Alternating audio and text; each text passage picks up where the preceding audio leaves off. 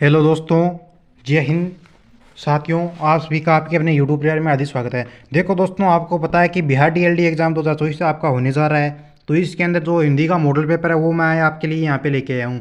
तो बिहार वाले जो भी डीएलडी एग्जाम की तैयारी कर रहे हैं वो क्लास को जरूर शेयर करना और क्लास के एंड तक जरूर बने रहना। और राजस्थान वाले जो बीएसटीसी वाले हैं उनके लिए भी ये क्लास है वो लाभकारी होने वाली है, क्योंकि चाहे कोई सा भी स्टेट हो सब में हिंदी क्या आती है, अपनी सेम टू सेम आती है। तो जो साथी यहाँ पे बिहार डीएलडी वाला एग्ज़ाम देने जा रहा है, अभी उनका स्टार्ट हो जाएगा लगभग 30 या 31 तारीख से उनका एग्ज़ाम होने जा रहा है अपना स्टार्ट। तो वो क्या करेंगे, तो वो एक काम करेंगे कि यहाँ पे जो क्लासेस सभी दी गई है आपकी हिंदी की, तो वो सभी क्लासेस देख लेना। आपके एग्ज़ाम के अंदर हूबहू ऐसे प्रश्न आएंगे। अगर आपने अभी तक व्हाट्सएप ग्रुप को ज्वाइन नहीं किया है तो ये जो आपको नीचे नंबर दिखाई दे रहे हैं इनको ज्वाइन कर लेना, ठीक है दोस्तों। चलो साथियों, अब चलते हैं अपने सेशन की शुरुआत करते हैं। आप सब दोस्तों की स्क्रीन के सामने आज का हमारा पहला ही क्वेश्चन दिया गया है। क्या है? देखो दोस्तों, हमारा पहला क्वेश्चन क्या है। सभी साथी वो आराम से ध्यानपूर्वक पढ़कर सही जवाब देना भाई, गलत मत करना, ठीक है। हाँ तो जवाब दीजिए मुझे पहले क्वेश्चन का, पढ़िए इसको। तो बात ऐसी है कि अपन को क्या करना है, आपके बार सिलेक्शन अपना क्लियर करना है दोस्तों। पहला ही क्वेश्चन आप सब दोस्तों की स्क्रीन के सामने दे रखा है। यहाँ पे क्या है कि वीणा है हाथ में जिनके विग्रह का समास युक्त शब्द है। देखो दोस्तों, वीणा किसके हाथ में होती है? अपनी सरस्वती माता के हाथ में होती है। क्या वीणा होती है क्या उनके हाथ में? और वो जो वीणा होती है जिनके हाथ में, तो यह विग्रह किस समास का है, यानी इसका बताना है हमें कि समास है ना वो इस विग्रह का किस में है। समास का तो आपको पता होना ही चाहिए कि इसके अंदर कौन सा समास है, लेकिन साथ में आपको बताना है कि यहाँ पे आपके जो चार ऑप्शन दिए गए हैं ना, इनमें से सही जवाब कौन सा होगा। क्वेश्चन को फिर से ध्यान से पढ़ लेना, कोई अपन को जल्दबाजी नहीं करनी है। वीणा है हाथ में जिनके विग्रह का समास युक्त शब्द, यानी ये तो विग्रह किया गया है, इसका आपको समास युक्त यानी उदाहरण है वो आपको प्रस्तुत करना है यहाँ पे। तो यहाँ पे आपका कौन सा सही जवाब होगा दोस्तों? तो मेरे प्यारे साथियों, यहाँ पे आपका सही जवाब होगा, उनको बोलते हैं अपने, क्या बोलते हैं उनको? वीणा पाणी बोलते हैं। वीणा है जिनके हाथ में उनको क्या बोलते हैं? वीणा पाणी बोलते हैं। हाँ जी बिल्कुल साथियों, आपने यहाँ पे दो नंबर ऑप्शन को लॉक किया, आपका बिल्कुल राइट जवाब होगा यहाँ पे। अगला क्वेश्चन देखिए दोस्तों आपकी स्क्रीन के सामने। क्वेश्चन हमारा नेक्स्ट है कि वाचाल का विलोम है। वाचाल का विलोम क्या है? ऑप्शन भूख, भूख, मूक, सुचाल या कुचाल। वाचाल का विलोम पूछा है, किसका विलोम? वचाल का। जी हाँ प्यारे साथियों, आपके एग्जाम के अंदर हूबहू ऐसे ही क्वेश्चन छपेंगे। आपको कोई भी प्रश्न है वो गलत नहीं करना है, क्योंकि मैं यहाँ पे जो आपको क्वेश्चन रोज के रेगुलर की अपनी जो हिंदी की क्लास होती है अपनी, इसके अंदर जो करवाता हूँ मैं क्वेश्चन, आपके एग्जाम के अंदर लगभग आपको सेम टू सेम ये क्वेश्चन देखने को मिलेंगे। अगर मान लो कि आपके एग्जाम के अंदर इनमें से प्रश्न नहीं आएगा, तो पहले मैं आपको एक बात कह देना चाहता हूँ, आपके एग्जाम के अंदर क्वेश्चन जो सेम टू सेम इसी प्रकार से आएंगे, सेम टू सेम इस कंटेंट के आधार पे आपका पेपर आएगा। वाचाल का विलोम होगा, तो वाचाल का विलोम हमारा यहाँ पे कौन सा होगा? यहाँ पे मूक होगा। कौन सा होगा दोस्तों? मूक होगा। सभी का राइट जवाब आ रहा है दोस्तों, सभी ने बी नंबर ऑप्शन को लॉक किया, उनका सही जवाब होगा भाई। आगे बढ़ो। हाँ जी मेरे प्यारे साथियों, सभी दोस्तों को एक बार राधे राधे, जय श्री कृष्णा, राम राम। मैंने सभी साथियों को एक बार राम राम कर लिया है। नाम मैं नहीं लूँगा आप सबका, क्योंकि टाइम खराब नहीं करेंगे, कम टाइम के अंदर अपन को ज़्यादा क्वेश्चन हल करने हैं।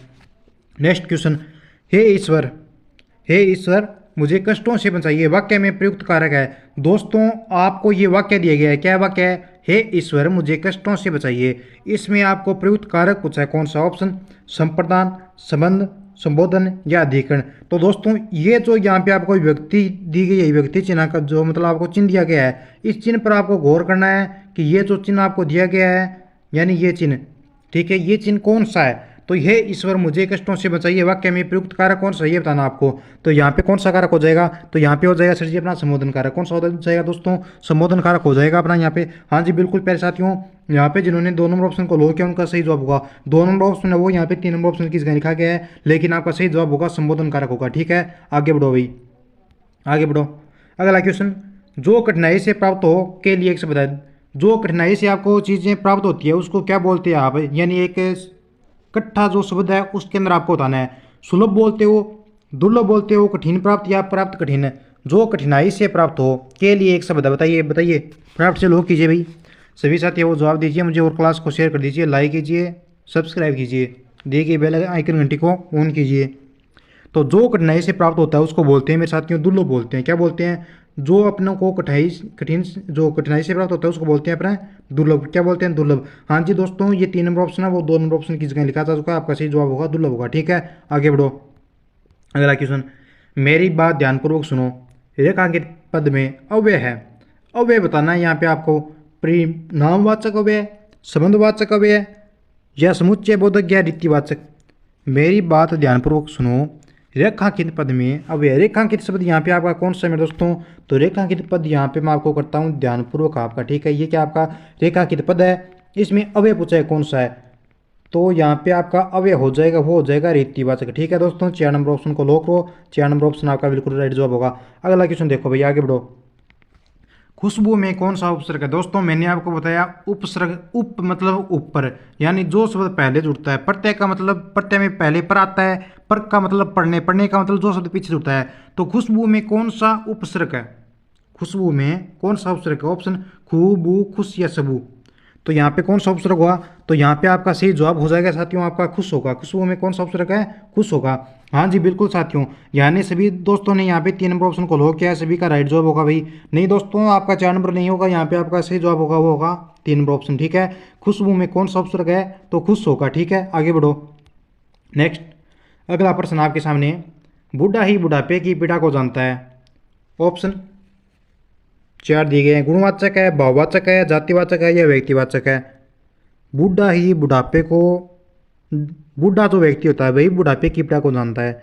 तो बताइए मुझे यहाँ पे ये जो लाइन दी गई है आपको, ये गुणवाचक की है, जातिवाचक की है, भाववाचक की है या व्यक्तिवाचक की है? संज्ञा कौन सी है वो भी बता दीजिए मुझे। संज्ञा कौन सी है मुझे ये बताओ भाई।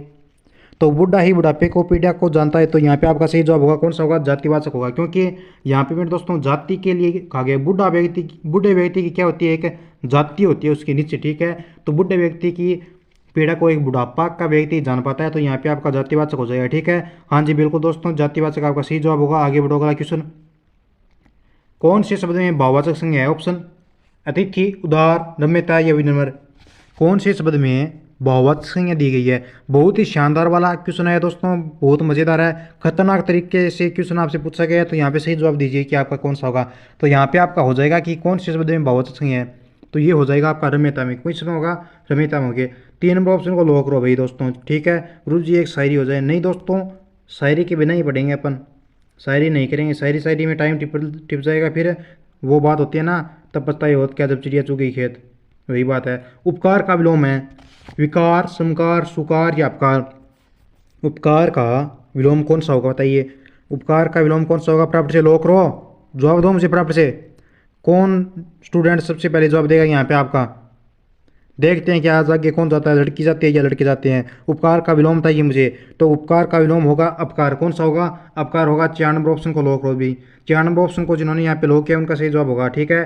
अगला देखो, कूच का अर्थ स्तन है, तो कूच का अर्थ क्या होगा? देखो दोस्तों, कूच आपको शब्द दिया गया है, लेकिन आपको इनके अंदर मात्रा को देखना है कि इनके अंदर क्या विराम चाहिए ना, कि एक एक चीज़ को बारीकी से आप हिंदी के अंदर देखोगे ना, तभी आप क्वेश्चन को सही कर पाओगे। अगर बारीकी से आपने कोई चीज़ नोट नहीं किया है तो क्वेश्चन आप गलत कर बैठोगे। तो यहाँ पे एक में तो छोटा कुआ है और एक में बड़ा कुआ है, तो इस कूच का अर्थ होता है स्तन, ठीक है। तो बड़े कूच, बड़ा जी कू है, यानी इस कूच का क्या मतलब होगा? ऑप्शन केस, बकरी, शिखर या नया। तो इसका मतलब होगा मेरे प्यारे साथियों, यहाँ पे आपका हो जाएगा सही जवाब होगा आपका यहाँ पे 1 नंबर ऑप्शन, ठीक है, केस होगा। ये जो कूच लिखा जाता है आपका कौन सा? ये वाला कूच, इसका मतलब होता है दोस्तों केस। क्या होता है? केस होगा। आगे बढ़ो भाई, अगला क्वेश्चन, मुझे किस प्रकार का सर्वनाम है? मुझे किस प्रकार का सर्वनाम? सर्वनाम 3 प्रकार के होते हैं, ठीक है। मुझे किस प्रकार का सर्वनाम है? जैसे पुरुषवाचक, वैसे तो सर्वनाम 3 प्रकार के नहीं होते, ज़्यादा होते हैं वैसे, ज़्यादा सर्वनाम वैसे ज़्यादा होते हैं, 3 प्रकार के नहीं होते हैं, ठीक है।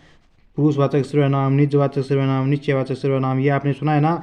लेकिन यहाँ पे आपसे पूछा है ये 3 जो आपको पुरुषवाचक सर्वनाम का जो भेद है, उसमें से आपको उत्तम पुरुष, मध्यम पुरुष और अन्य पुरुष पूछा है कि इनमें से कौन सा होगा। तो यहाँ पे आपका हो जाएगा भाई, बहुत ही शानदार जवाब आया है। यहाँ पे ये जवाब किसने दिया है? वो बंदा वाकई में स्टडी करता है। गुरु जी थे तारीफ कर दी। तारीफ ना करूँगा तो जवाब को देखो, मैंने तारीफ करनी पड़ा, मैंने ये पढ़ो कौन थे तारीफ करे बिना। वो तो तनाव हो पहली स्कूल में था, पढ़ियो को नहीं, 10वीं क्लास में पढ़ियो नहीं। हाँ पढ़ियो गुरु जी, तो बढ़िया है। मुझे किस प्रकार का सर्वनाम है बताओ बताओ भाई, फटाफट से लोग रो, टन टन घंटी बजाओ, घंटी बजाओ अपने। यहाँ पे कौन से ऑप्शन की घंटी बजाओ मुझे बताइए। तो यहाँ पे आपका हो जाएगा कि मुझे किस प्रकार का सर्वनाम है, ये होगा आपका उत्तम पुरुष। कौन सा होगा दोस्तों? उत्तम पुरुष होगा। 1 नंबर ऑप्शन आपका बिल्कुल राइट जवाब होगा भाई। सभी दोस्तों का सही जवाब आ रहा है अभी, 1 नंबर ऑप्शन को लॉक करें हैं। नेक्स्ट क्वेश्चन आपका अगला देखो, कौन सा शब्द शुद्ध है? शुद्ध शब्द पूछा है आपसे कौन सा? ऑप्शन इंदिरा, इंदिरा, चारों ही ऑप्शनों में इंदिरा शब्द दिया गया है, लेकिन आपको मात्रा और एक एक चीज़ बारीकी से देखना है कि यहाँ पे कौन सा शब्द शुद्ध होगा। तो यहाँ पे शुद्ध शब्द होगा वो इंदिरा कौन सा होगा मेरे दोस्तों। देखो इंदिरा नाम कैसे लिखा जाता है, तो इंदिरा नाम लिखा जाता है मेरे दोस्तों ऐसे, बड़ ये अपना ई आ गया, फिर आधा न आ गया, फिर डी आ गया और फिर आ गया। ये किस में है, ये आपका 2 नंबर ऑप्शन में है। 2 नंबर ऑप्शन में है तो वेट किस चीज़ का करे हो, टूट पड़ो इस पे, इसको घोट के पी जाओ, गोटा मारो इस पे और घोट के पी जाओ। 2 नंबर ऑप्शन आपका सही जवाब होगा। यहाँ पे आगे बढ़ो, अगला देखो कौन सा शब्द शुद्ध है, ऑप्शन उज्जवल। देखो दोस्तों मैंने आपको कल भी बताया था, बहुत बार एग्जामिनर क्या करता है आपका है हिंदी के अंदर जो आपकी ये 20-30 क्वेश्चन आते हैं ना, इनमें से बहुत बार एग्जामिनर ऐसा करता है कि एक ही टॉपिक से लगभग आपके 5 या 7 क्वेश्चन उठा लेता है। तो दोस्तों देखो कितनी शानदार वाली बात है ये, यहाँ पे कौन सा शब्द शुद्ध होगा। तो यहाँ पे लॉक करो भैया आप, यहाँ पे कौन सा शब्द है जो आपका शुद्ध होगा। तो दोस्तों यहाँ पे आपका 93 नंबर क्वेश्चन में कौन सा शब्द शुद्ध है, कौन सा हो जाएगा यहाँ पे। तो सर जी अपने यहाँ पे हो जाएगा उज्ज्वल। कौन सा हो जाएगा, उज्ज्वल।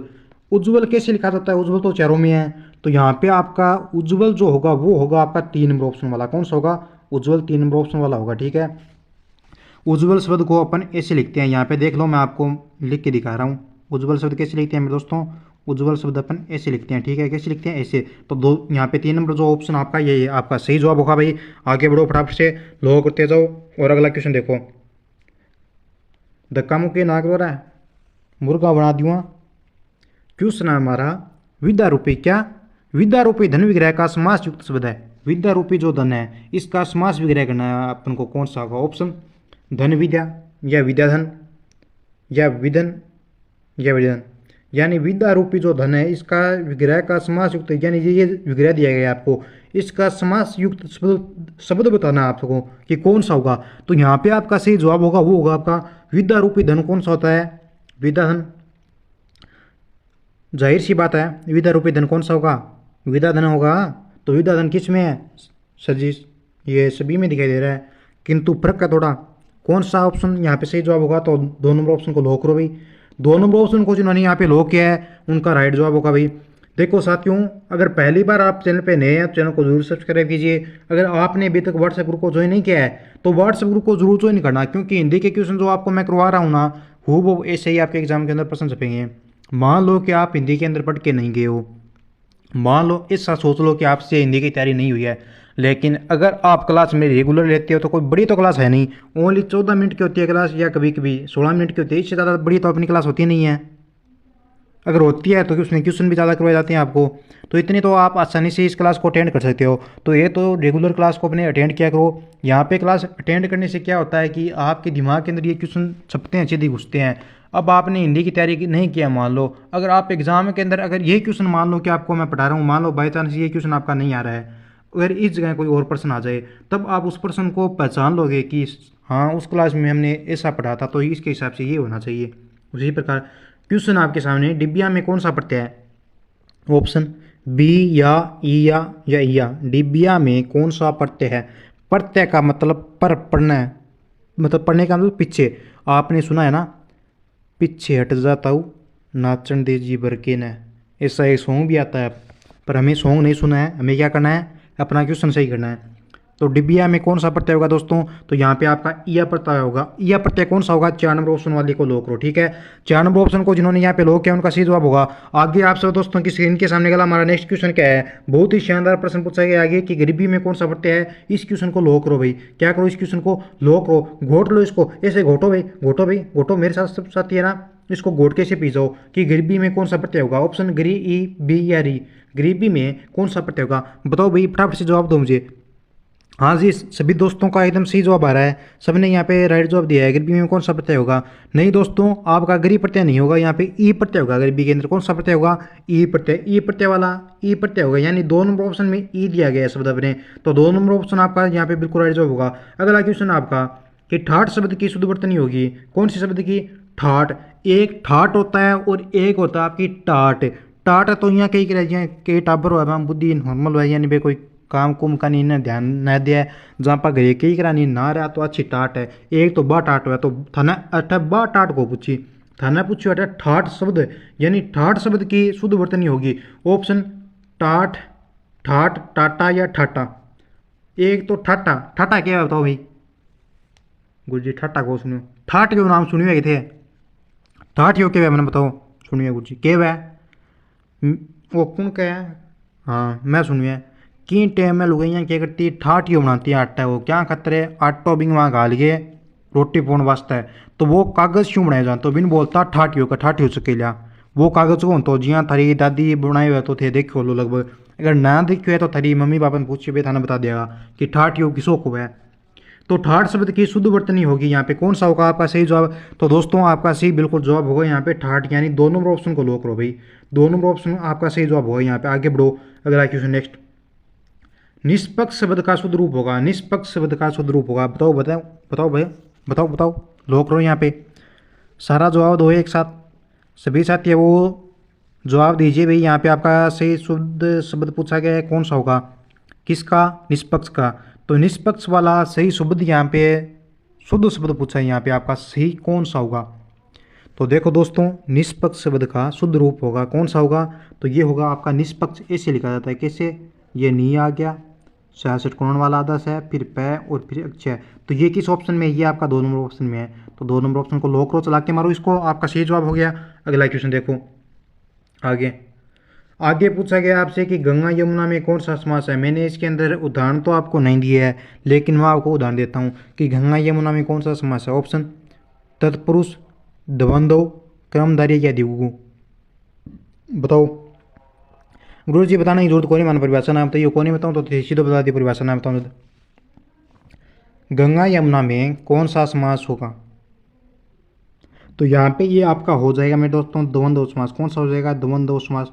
अब एक काम करना आप, ठीक है, ये तो मैंने आपको बता दिया द्वंद्व समास हो गया, लेकिन सभी साथी वो क्लास के एंड में जैसे क्लास पूरी हो जाएगी उसके बाद नीचे कमेंट करके बताना मुझे कि द्वंद्व समास की अपनी परिभाषा क्या होती है, क्या होती है मेरे दोस्तों, परिभाषा क्या होती है द्वंद्व समास की, और इसका 2-3 सभी साथी है वो अपने आप खुद उदाहरण बनाओगे आप किस समास का, द्वंद्व समास का, और फिर ये कमेंट करना नीचे। अगर आपको परिभाषा नहीं आती है तो मुझे नीचे कमेंट जरूर करके बताना कि मेरी परिभाषा नहीं आती है, तो मैं आपको करवा दूंगा, ठीक है। अगला क्वेश्चन देखो नेक्स्ट, निम्न में से अवगुण बोधक विशेषण है, ऑप्शन क्रूर, ईमानदार, कोमल या ऊंचा, निम्न में से अवगुण बोधक विशेषण कौन सा है, तो यहाँ पे अवगुण बोधक विशेषण हो जाएगा मेरे दोस्तों आपका क्रूर, कौन सा होगा, 1 नंबर ऑप्शन। जो साथी यहाँ पे 1 नंबर ऑप्शन वाले को लोक रहे हैं, यानी 1 नंबर ऑप्शन को जो साथी यहाँ पे लोक रहे हैं उनका बिल्कुल राइट जवाब होगा भाई। आगे बढ़ो, नेक्स्ट क्वेश्चन हमारे सामने अगला। सर जी इतनी है, हाँ दोस्तों इतनी है, अपनी क्लास ये यहाँ पे समाप्त होती है। नीचे कमेंट करके बताना कि आपको आज का सेशन किससे लगा मेरे दोस्तों, अगर अच्छा है, अगर आप सहमत हो इस क्लास से तो नीचे थम्स अप जरूर करना, ठीक है दोस्तों। मिलती है नेक्स्ट क्लास में, तब तक टाटा बाय, टेक केयर, जय हिंद जय भारत, सेल्फ स्टडी कीजिए तब तक आप, ठीक है दोस्तों, बाय।